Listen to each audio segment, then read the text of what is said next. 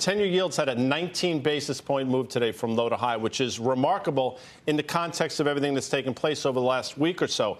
That's the trade. Tim talks about this a lot. I still think yields are going higher.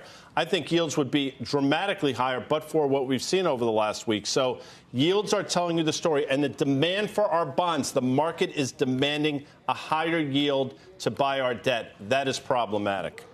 Yeah. Is it problematic, Tim? You're a little more, I don't know. Sanguine, if I may.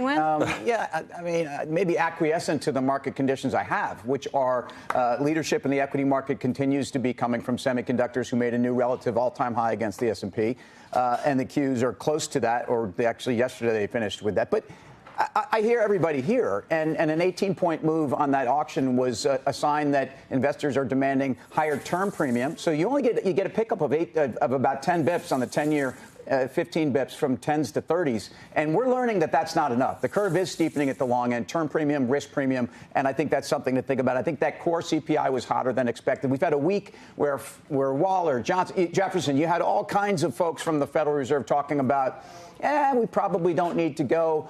Maybe the long end's doing our work for us. But that core showed shelter and core elements of inflation that are going to be sticky. And it's really that duration of higher for longer. It's not about rate cuts anymore. And I think ultimately, I do think that's going to be bad for equities. But we had a 4% move in the S&P. Let's take a deep breath and understand that markets are dealing with a lot of exogenous factors. And I think that's what today felt like. Yeah, we did see the probability for the next rate hike go up to, 40% from 30%? So that was interpretation of the inflation report. What do you think? Of CPI, yeah. So I think CPI a little bit hotter than expected. But I think when you actually break down some of those numbers, if we look at core CPI ex shelter, you're looking at about 2%. It's the first time that it's averaged 2%. So with shelter and services, if we see a path to that actually coming down, you can see maybe 2.5% by the end of next year, not quite the 2% target that the Fed's looking for.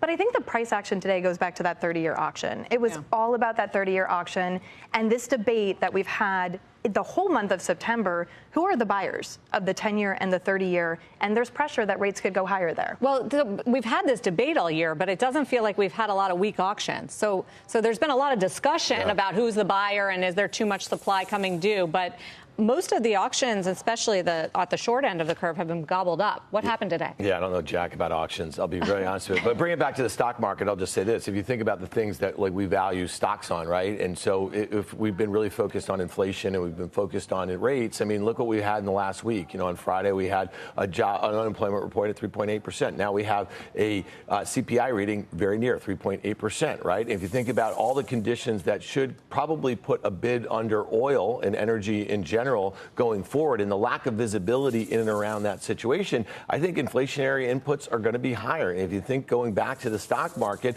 I think a lot of corporates, I think this is what we're going to hear over the next few weeks in Q3 earnings season about Q4 guidance. It's going to be a lack of visibility. And you could say that now they have a mulligan, if you will. We've kind of gotten our arms around this situation with Ukraine as that settled in. But the uncertainty, what's going on in the Middle East, is going to be here for a while. And so if you think about higher inflation, you think about rates higher for longer. I don't even have to say what Guy's saying. I don't have to say that I think rates are going much higher. All they have to do is say, hang out around here. You just mentioned the dollar. So if I think about U.S. multinationals, right, and I think about the kind of inputs that, and the stress that puts on their earnings at a time where a consumer here in the U.S. might be getting strapped, I say to myself, the leadership that Tim speaks of, they have lots of exposure overseas. They have lots of exposure. Paul Tudor Jones is right, and we are in a recession in Q1 because if enterprise demand for a lot of their services and products starts to wane as we get into the new year, then stocks trading, the S&P, I think per fact says trading about 18 times or so,